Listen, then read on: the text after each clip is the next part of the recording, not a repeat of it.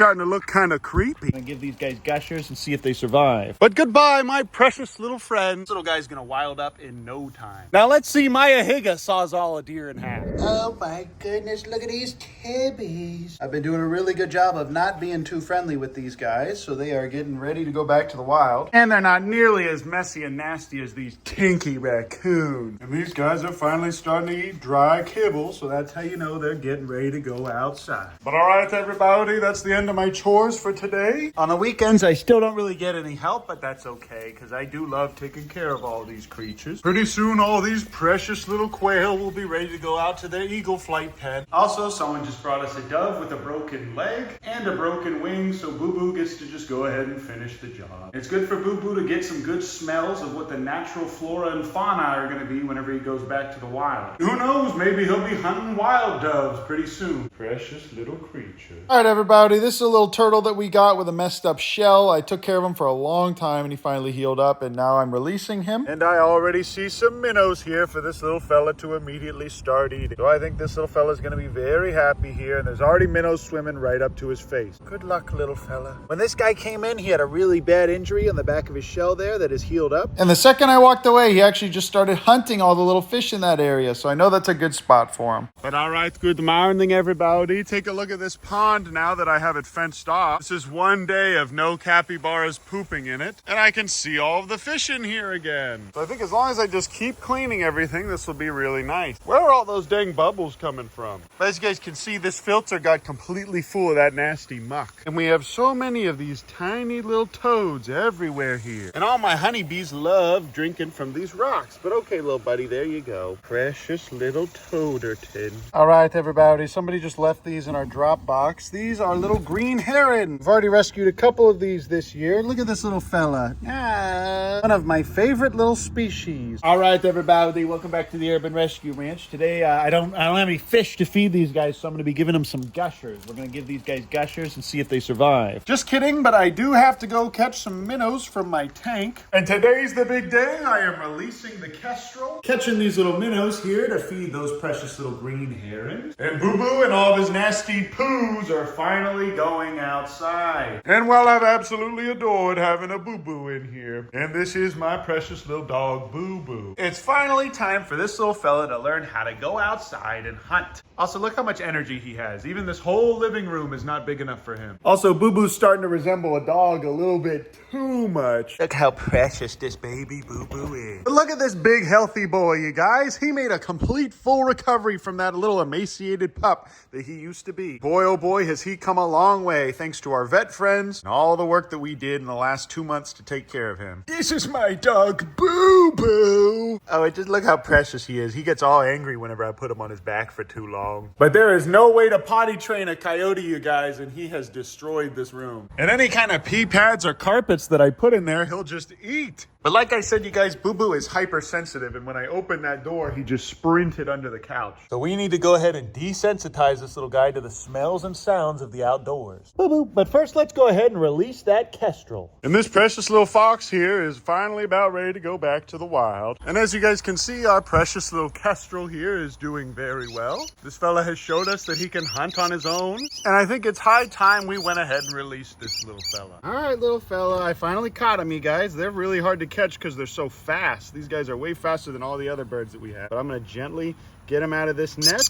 Okay. It's okay. And they can barely make you bleed.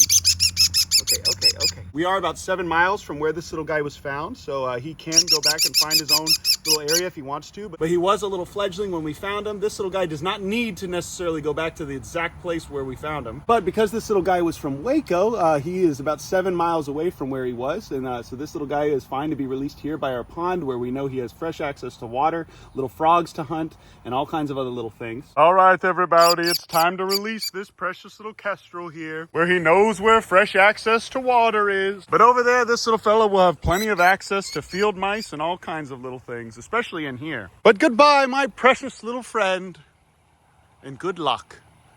Oh, there he is, right up there. And I'll be sure to feed this guy every now and then, or maybe leave a little dead mouse out on the ground. But man, these cappies sure do love to poop in here. And that's why I put all this fencing up so they don't just have non-stop access to poo-poo. All right, everybody, I just went ahead and scooped out most of that poo-poo. But now that all these little fellas are fed and Patrick's had all kinds of food, it's time for me to feed these cringe little baby vultures that, as you can see, are not so baby anymore. And I think they're ready for me to grab them another euthanized deer from the freezer. But that's right, guys. We've euthanized 5 deer in the last month, all from horrible leg injuries. Pretty cool, huh? And if you guys want to be a rehabber, you need to be willing to do that. Also, why does Garbanzo Beans look like this now? He's starting to look kind of creepy. I'm grabbing the deer from the freezer, but this little fella was just on the ground. So the quail are officially at that age where they're starting to, oh no, there's another one. Oh, and that's why they're leaving, because they don't have enough water. I refilled this water this morning, you guys. That's how much they're drinking. But look how precious all of these little creatures are. But this is how I feed my vultures, you guys. They're about ready to be released, so we need to feed them dead things. Let's see, what do we have today?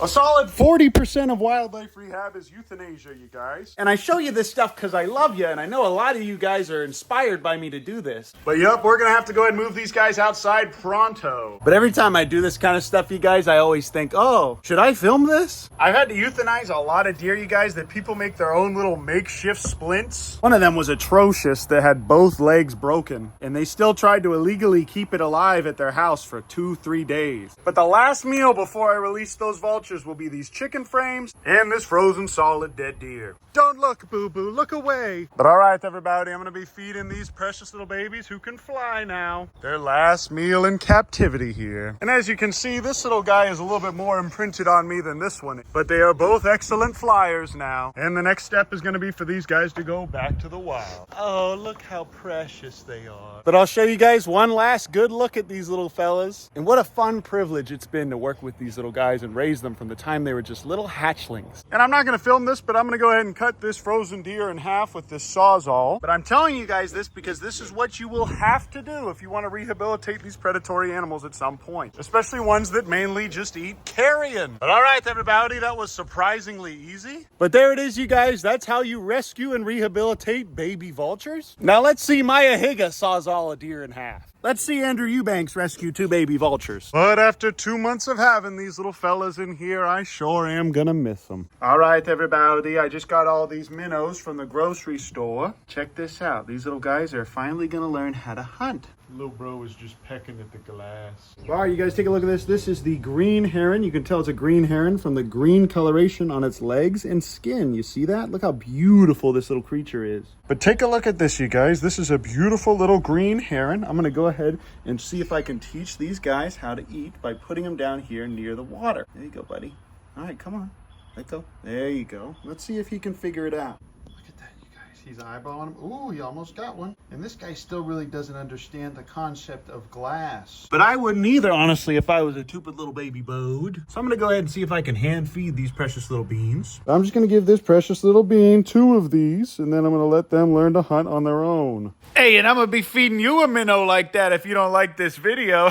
I'm on this channel too, by the way. And I'm also gonna give one to this guy, but look how long that neck is, you guys. Amazing little creatures these guys are. But okay, I just gave them a new towel, and now it's covering the sides so they don't just peck at the glass non-stop. And I'm just gonna go ahead and put the rest of these little fellas in here. And this will basically be my little live well for those herons. But I'm moving Boo-Boo out to the flight pen now, and these guys ate most of those little things. There's only 2 left in there, but they won't eat if I'm watching. But now that we move the Kestrel out, this is gonna be Boo-Boo's new little area. And I might need to put more bamboo around the perimeter. But let's see if we can go ahead and let Boo-Boo out to play. Hello, Boo-Boo. Come on, buddy. Oh, there he goes. And this is Boo-Boo's second time going out here to run around and play on his own. But all right, everybody, now Boo-Boo is just running around sniffing mostly. Now, obviously, there's a lot of scents in here that Boo-Boo has to get used to. We've had tons of possums in here, a ton of little rats, hawks, owls, all kinds of little things that he would naturally be a little bit concerned about. And now he's finally not going to be pooping all over my guest room. And this little visual barrier here is just perfect for him. Come on, Boo-Boo, come over here. Look at this little dog. Boo-Boo, I have some food for you and a little fly. But all right, everybody, Boo-Boo is finally getting comfortable out here now. And now that we're feeding him out here, I think he'll be okay. And he has all kinds of logs to jump on and climb around on. But look at this beautiful little coyote. But now that he's out here, we can finally put some small rats for him to hunt. So this little guy's gonna be killing all kinds of things in here. Precious little creature. But as you guys can see, this little guy's gonna wild up in no time. And obviously the more time he spends out here without me interacting with him, the more wild he's gonna be. As is, he doesn't even approach other people whenever they come into my home. But he's definitely not gonna be approaching strangers if he barely approaches me out here. And thank you all so much for praying for Boo Boo when he was a little emaciated puppy. And what's really cute, you guys, is when ambulances and sirens drive by, he always howls. And just like that, these guys ate the last minnows in there. But that's it for now, you guys. I love you. I appreciate you. I'm going to go in there and clean all of his poop off the floor. But I can say that we officially did it. And that is how you raise a baby coyote. But that's it for now, you guys. I love you. I appreciate you. Thanks so much for watching my videos. And I'll see you guys in the next video. Ooh, almost forgot to tell you. Oh!